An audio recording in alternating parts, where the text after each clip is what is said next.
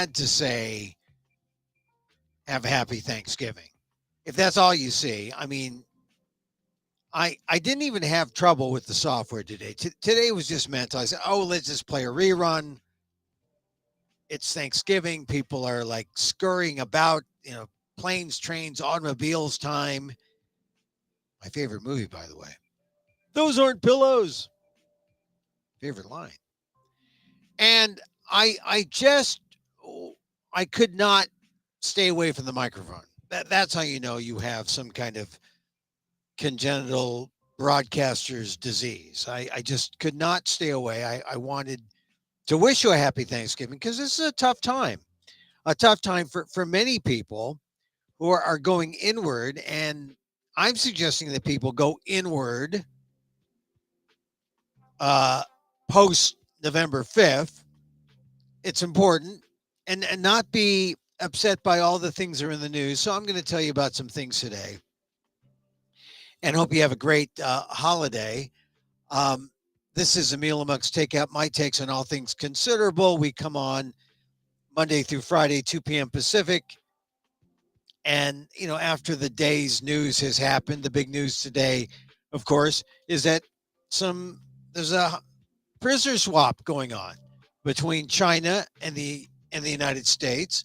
The United States is getting 3 Chinese Americans or Asian Americans, 3 Americans who were held there.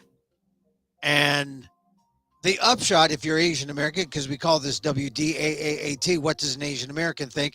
Well, of course, this is good. But it shows that China is willing to deal with the U.S. I mean, then when you give up prisoners during, as we come to a holiday, I mean, this is a grand announcement intended for several different audiences, right? The world, United States, Asian Americans, China watchers, and reportedly America is preparing a prisoner to be traded. A good sign, and it shows that maybe not just good for China giving something to Joe Biden, but also China signaling to Donald Trump that, all your harsh China talk, hey, we're ready to negotiate. We're ready to talk. At least that's kind of the message that observers are saying as they watch this happen. This swap. It's the biggest news story of the day. But we'll see. We'll see. We are in a lot of transition modes now on all the big news areas: China, Asia, the Middle East. Certainly, the ceasefire is a great thing. We hope it means something beyond that. It's a regional peace, and we know that it's a signal that Netanyahu is winking at not just Joe Biden, but at Donald Trump, his buddy. So let's see how that goes. And then, of course, we have Ukraine, and we have what's happening with Russia and the United States allowing Ukraine to be more demonstrative with the weapons that we've given them, finally. And maybe that's also another kind of sign that we'll see something permanent and lasting coming out of that. But this is what happens when you are in transition and everything's hot and everyone's looking to the next guy. So it's almost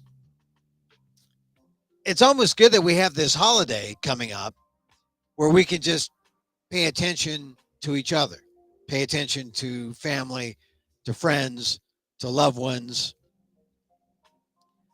I wrote a piece, and it really is about maybe the talk that you're going to have on Thanksgiving. The one where maybe it'll come up After talking about what happened at school or your job or whatever, it's going to come up. You're going to ask each other, well, what happened on November 5th? You're going to have your friends and relatives over and you're going to wonder, hey, are you the people who walked away from Kamala Harris? Or, I mean, you're looking at your buddy and, maybe you don't know your buddies as well, your friends, your relatives. We thought you were Democrats. And I thought you were a Republican. So it's a tough moment, right now, because the reality is sinking in. We've got Trump using all his affirmative action for his non-qualified, mostly white cabinet members, and the GOP is gloating. We have these mixed signals on the international front, which could be good, could be bad. Who knows? And we have these threats from Donald Trump about tariffs. So he's going to be the tariff king. 25% more. Just pad that on to the bills. And people are saying, hey, wait a minute. We voted for this guy because we weren't good. We weren't certain about the economy and the price of eggs. And now everything's going up again. I mean, this is sort of what could happen in January. Meanwhile, if you have crypto, just use your profits from crypto to pay all the excesses and all these other things. Crypto's gone crazy. And I just have a little crypto to say, yeah, oh, yeah, I like to see it go up and I like to see it go down. And nothing matters because it's a small amount. But there's some people who put a sizable amount. I mean, if you put $1,000 in crypto, that's a significant amount. I didn't put that much. Hardly a fraction of that.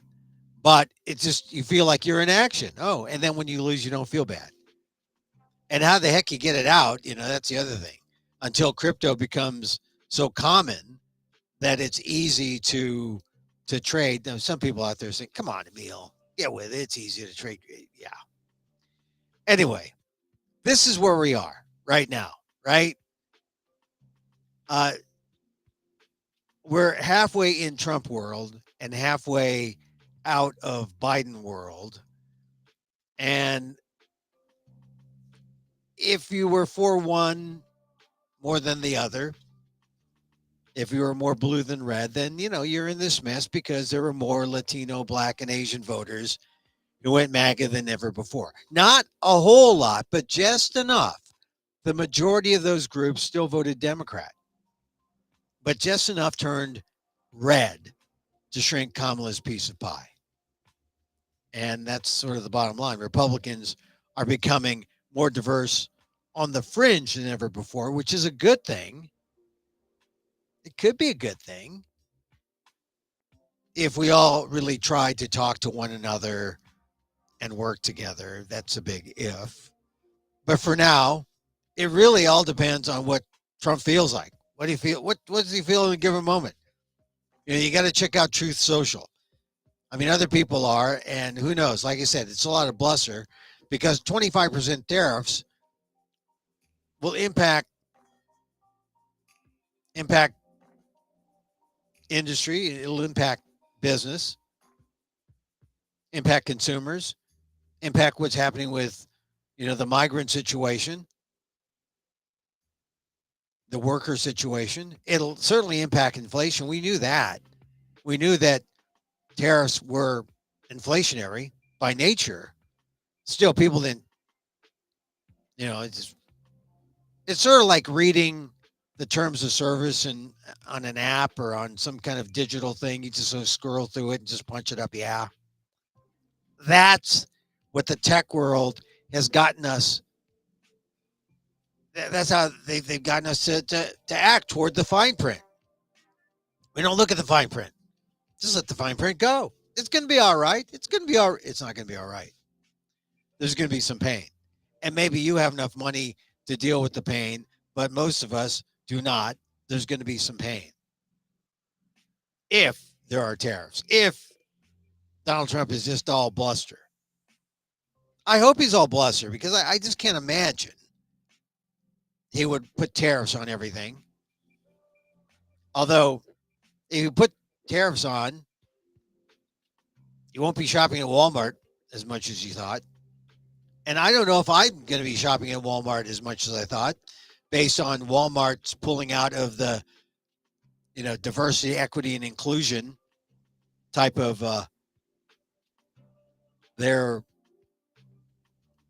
their programs that they set up. I mean, it's really weird when you think about it that, oh, it was great to think about diversity, equity, and inclusion before we really politicized it. Because, that means, hey, we believe in all those 3 points. And now we're pulling away because we don't believe in that. What does it say to people of color? Hey, that racism thing that we were talking about that we got all hot about, we weren't really serious about that. I mean, that's what I think that there probably would be a backlash and people will say, hey, the companies that stuck with the DEI programs, they're the companies worth doing business with. I mean, that's going to be the new bottom line. And if you were one of those companies that said, that's it, no DEI, we're going to get rid of it, where are your values? Where are your morals? Totally in with the political wins? I mean, I think people have to look at that and evaluate next time they say, well, I only have one vote every 4 years. I'm going to vote this way or that way. But every day you have a vote when you buy something from a Walmart or you buy something from a company that is trying to do good versus a company that is just in it for themselves, for the money. So, all this, like I said, we're in this situation because more people who liked Donald Trump, who were people of color, voted for him and didn't stick with the Democrats, didn't stick with Kamala Harris. And I know you'll say, hey, didn't you see that video on the internet, Emil? Kamala Harris. I don't know. Kamala Harris is just trying to be personable, just trying to put out a personal thing. I don't know if it was done. Some people say, oh, Kamala looked like she was kind of schnockered there, meaning a little inebriated. I don't know. She was giving a personal message. Maybe it was late. She seemed to be slurring a word or two. But this is the real Kamala. And I think another video that surfaced over the last 24, 48 hours was the James Carville. He's the Democratic strategist. His criticism of the Harris campaign, and he was really going after the 23-year-olds running your campaign. He's really critical of this is the way, fortunately or unfortunately, this is the way politics runs in America. They hire cheap staffers, they work for nothing, and they become more powerful than anyone cares to think. These are smart 23-year-olds, and Carville should know because he knew a couple smart young people coming up as he was working with candidates in Congress. And I was speaking specifically of guys like George Stephanopoulos and all those who were in that pre-Clinton. They were working for other congressmen like Gephardt, working in Congress before they ended up with Clinton. They were young. They were not dumb. They were young, smart, and willing to work for nothing and willing to change the world. And, so Carville was critical of the 23-year-olds now. He's an 80-year-old man. But back in his time, and he was one of those young guns. And so I wish he hadn't said the things he had because that's the way politics works. That's the way politics replenishes its staff. But he's right on one score. Kamala Harris should have listened to the lions of the party versus the youngins, because the instinct to believe in the young may have caused her to gain some ground with people that she really needed to gain ground with. I'm talking about those casual observers who are male, who are people of color, who listen to Joe Rogan. And when Joe Rogan invited Kamala Harris and she could not, or neither side could accommodate the other side in terms of doing the interview, no interview was done. I think that cost Kamala Harris. I mean, we'll never know. One interview, could it have done it? Well, it was a powerful interview, or it could have been. Well, if she did it right, right? That's the question. She probably said no because she doesn't like doing those things. But it could have helped if she was genuine and honest.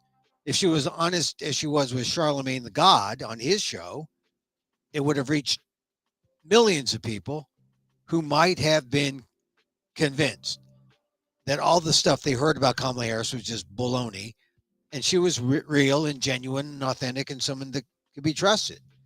Instead, she dodged it, and in such a close election where there are, 2 points difference. I mean, it's just two points or less difference. It just seems like, yeah, going on Rogan might have helped. Might have helped. She didn't do it. Anyway, that we're in this mess, and everyone's doing the post-mortem thing. Not necessarily ad nauseum, because we need to know what happened so we learn the next time. But I will say this. This was not what was expected, to see the diversity in the Republican Party. I mean, ethnic journalists like myself, first since this demographic shift back in 1989, and it was projected that by the 2030s, there would be more of us. The minorities would be the majority, and that would mean a new America. And we were all saying in 1989, oh, hallelujah, we can't wait. A new America. What would that mean? We would be in charge. And we started to see increments of this, especially when Barack Obama was elected, 2008. I went to the 2009 inaugural. I said, this is it. We're here. This is the new. There was great cheer, much more when Clinton won. Remember when Bill Clinton won in the 80s?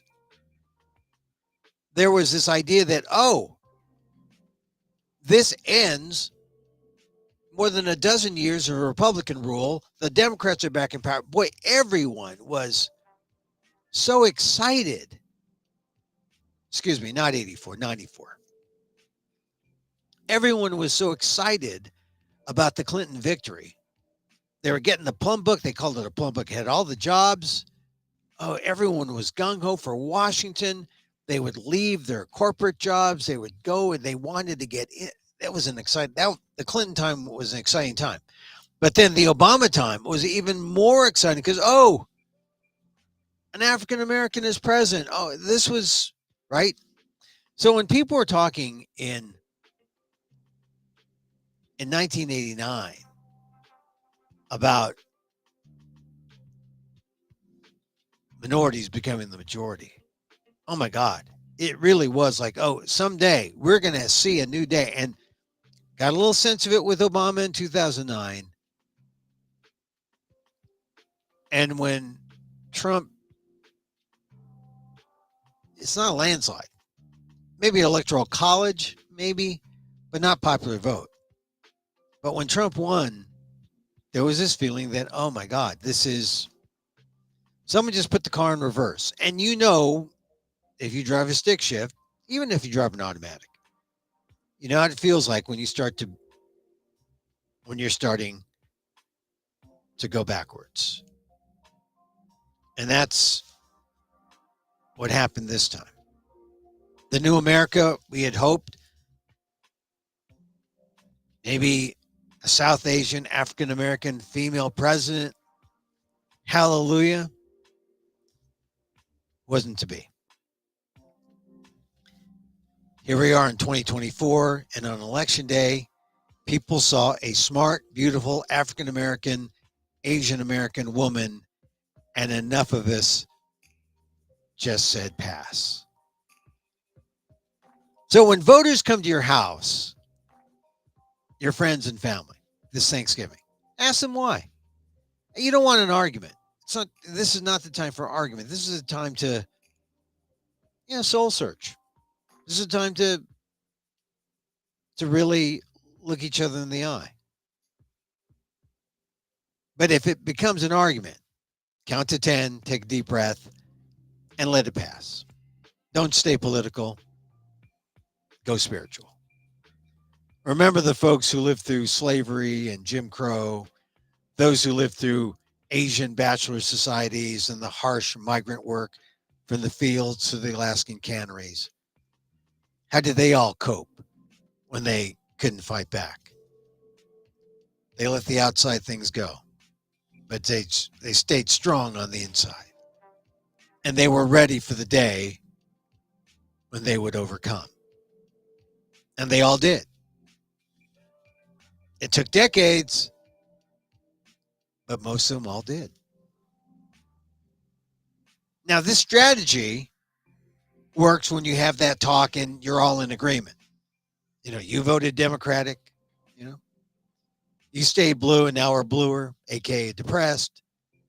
It's okay to sing the blues this week, but stay strong, stay spiritual. Go ahead, have more of that pie, and maybe next year, dump the turkey and the roast lechon on the table. And Filipinos are going to have both. They're going to have the turkey, and they're going to have the lechon, and they're going to have like several tables of everything you'd want. It's a fabulous buffet. You've been to those. And that's just the main dishes, not counting the desserts. But they're going to have a turkey and they're going to have the lechon. They can never have just one. Next time, just get that vegan roast. It's cheaper, it's healthier. Decorate it with the sides, the potatoes, vegan gravy, more broiled veggies, veggie lumpias. Oh, forget the Shanghai, the veggie lumpias. And eat more blueberries and the good spices, cinnamon, ginger. It's all better than Ozempic. And you're not adding to the Thanksgiving turkey death toll. Let them live, those turkeys. You need to be with the people you love. And that's a lot to be thankful for. So there's that. And there's also, let me swish out. There's also this fact that this time coincides with a lot of friends who died. I read about my grandmother. I'm going to write about Peter Jamero also at some point this week. He passed at 94. How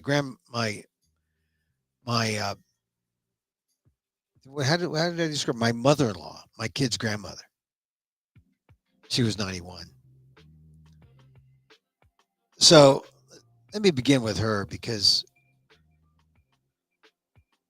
it was a couple of weeks ago now when my mother-in-law passed. I just remember she talked to me 15 years ago. And the talk among the residents in her small town in Ohio was that there were people moving in and they weren't white. And I found this a tad uncomfortable since she's white and I'm very Filipino, right? But grandma was ahead of the curve. Besides an Asian American son-in-law, me, her biological son was also engaged to a Latino woman from Mexico. And all of us had mixed race kids. We helped balance out her views when some of her longtime residents in the neighborhood complained about how the neighborhood was becoming too diverse for their tastes. And this month, my mother-in-law, the grandma of my kids, would learn how thankful she should be. At 91, she was outside her driveway and reached for one of those circulars The ads, the supermarket ads. Thanksgiving was coming. And as a child of the Depression, she knew how to stretch a dollar. It was a week ago this past Monday. Grandma fell and she did not get up. It was a broken leg. No one came to help. A car went by and sped away, ignoring her. And grandma just had to lay there. And no one would come for a long time, several minutes. Finally, it was a 10-year-old son of the African American family, one of the new neighbors from across the street, who came to her aid. The young boy called 911. He was a hero. But it unfortunately wasn't enough to save grandma's life. In the hospital, doctors resuscitated grandma vigorously, enough to crack her ribs, which led to an infection in the lungs, which complicated a surgery intended to mend a broken leg. Everything the doctors did was compromised because grandma couldn't survive the cracked ribs. But she wouldn't have been revived without the cracked ribs. And with the cracked ribs, she couldn't survive the broken leg. She died in the hospital bed. I'm still thankful that her neighbor, the 10-year-old boy who stopped and helped, thankful to him, the family that raised him. It's a tragedy what happened to grandma. But the act of this one young neighbor at least gave her a chance. The young boy's act of heroism shows how lucky we are if we're in communities where neighbors truly help neighbors in distress. But how often do people look away and see what's out in public is private? None of my business, right? How many times have people just want to not get involved? When people are closed up, barely engaged, that's no good. But when they're out and about and know each other, we get opportunities to be kind and friendly and respectful and caring for one another. We might offer them a taste of vegan Thanksgiving, Filipino style. That's how close we could be.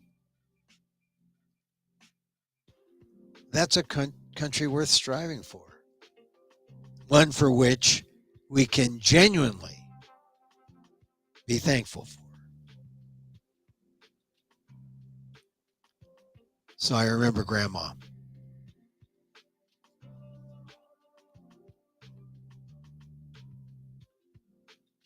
We'll have a seat at the table for her.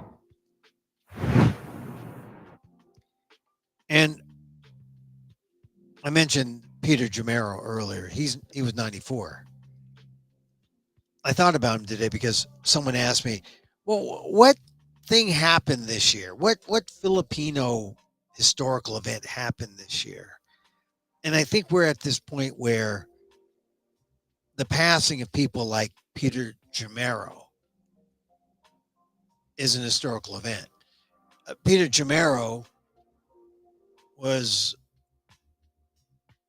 the son of immigrants who came to the United States in the 1920s, sort of like me. But unlike my situation, Peter Jamero was able, his father and mother were able to start a family almost immediately in the 20s. There was no lost generation of first generation Americans. My father came in the 20s, and because of anti-miscegenation laws, there were no Filipino women. He was unable to start a family for 30 years. That's significant because I was lost. Peter Jamero was found. And I've known Peter throughout the years in, like when I worked in Washington, D.C., and was active in some Filipino groups, and certainly here in California in the Central Valley. I've known Peter, and he's known of me. And it wasn't until I did a podcast interview with him back in 2020, just 4 years ago, that I really understood Peter Jamero and his significance in the community. And yeah, it's not for all the things that he did. He did a lot of things. Yeah, good. But he was one of those first Filipino Americans, American born Filipinos, not counting the immigrants. If the immigrant is the first generation, the sons and daughters are the second. And the circumstances were which that there was a lost generation of Filipinos. Peter broke through, and Peter has, you know, his brother Herb, his sisters. I mean, they had a family. Their first generation, or rather, their second generation, the sons and daughters, the first Filipino Americans, American born.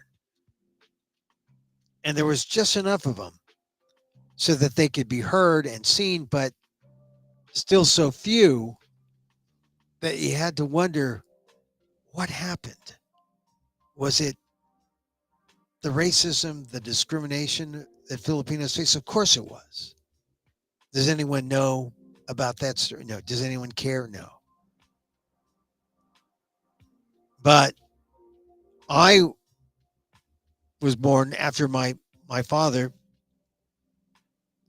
met a Filipino woman in San Francisco in the 50s. And then I became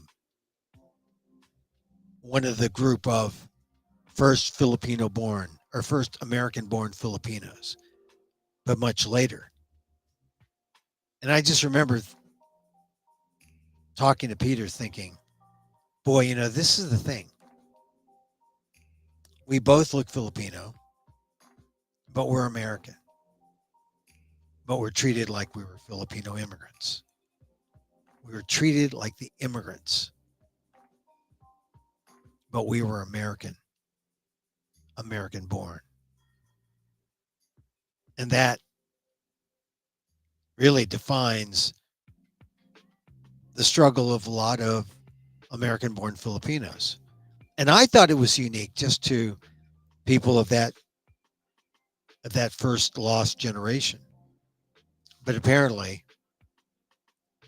Filipino Americans, the sons and daughters of immigrants from a later generation, or just sons and daughters of Filipinos, born in America. Here, these are people born in America, and they're still feeling the harsh reality of what it's like to be a person of color in the United States. Still in 2024. And this is with or without documents, right? With or without documents. Some people say, come on now, it doesn't matter. It doesn't matter if you're where you're born. It doesn't matter Filipino, not Filipino. Yeah, if you want to avoid really exploring and discussing it, yeah, you could say that. But it's significant. The uphill battle that those of us face. Too often we'd like to just shrug it off and say, yeah, it's not that significant. It is. And Peter Jamero is an example of, I mean, we honor those who are caught in that trap of second generation American born, treated like first generation immigrant. And we honor those who persevered and struggled and got out. And I mean, it's true with the entire Jamero family, but not true with the majority of Filipinos, I'd say. So it's ironic that I'm thinking about a lot of people who've passed on just in the last couple of weeks. And when it comes to Thanksgiving, we're thankful that had we were blessed with their company, that we had their friendships. And if you want to hear my conversation with Peter, go to Emil Amok's Takeout and just Google my name and Peter Jamero, and you'll hear our conversation. It was one of the first times that I understood that there were shades of that lost generation. If you were actually found and were able to be born, your parents were able to start a family early on, you'd be in your 90s. My parents weren't that lucky. They had me much later, but we're all of the same phenomenon. The sons and daughters, American born, of Filipino immigrants. So I remember Peter Jamero. I remember you know, he's contemporaries with my my mother-in-law. They lived through the Depression. And I would say that the difference between Peter, Filipino immigrant, or Filipino treated like the immigrant, and my mother-in-law, Peter saw racism and still rose. My mother-in-law saw the sexism of the day. Didn't rise, but lived an okay life. Child of the Depression. But she certainly was held back for the amount of smarts and talent that she had. And that was the sexism of the day. Peter faced the racism. And here we are in 2024, and we are going backwards.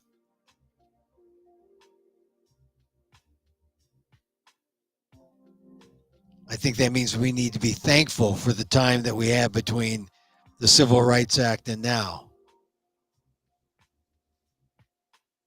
But the struggle isn't over.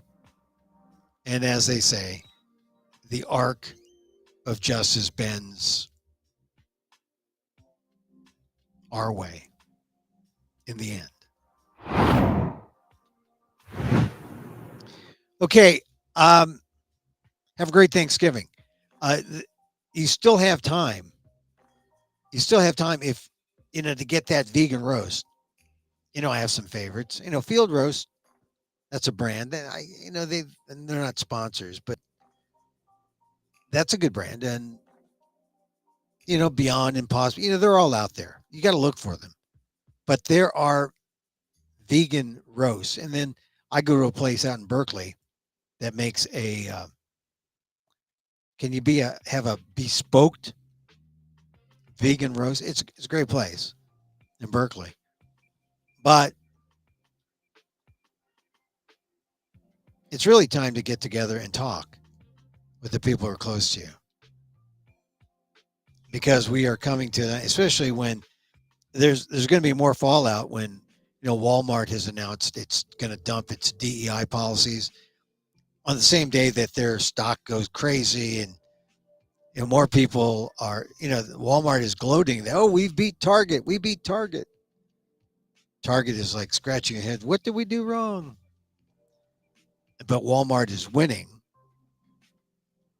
And it's just so odd that they're like, oh, we're for everybody. We're not, they're the non-racists have been so loud, or the pro-racism. They're trying to make everything about race secret. So then when companies try to make a policy saying, yeah, we embrace diversity, there are those who wouldn't want to say that they're racist, but that they say, oh, you can't say that to us. You can't say you're anti Or you can't say you're pro diversity. We don't want to hear that. Well, why not? They like it the old way, where racism just comes naturally, I guess. It's crazy. But they're the activists, and it was like one man's crusade who didn't like diversity, didn't like equity, didn't like inclusion, didn't want to be told what to do. God, that's super woke. I don't want you to tell me. I'd just rather be me and be as racist as I want, apparently. It's crazy. So now Walmart has agreed, yeah, we're not going to talk about it. We're DEI, forget it. We are going backwards. This is how it feels like to be in reverse. We're going backwards. So hold the people you love close. That's what holidays are for. Have a good Thanksgiving.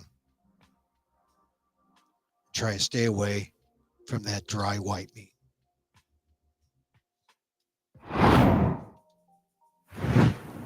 We close with a little meditation, loving kindness, because we love all.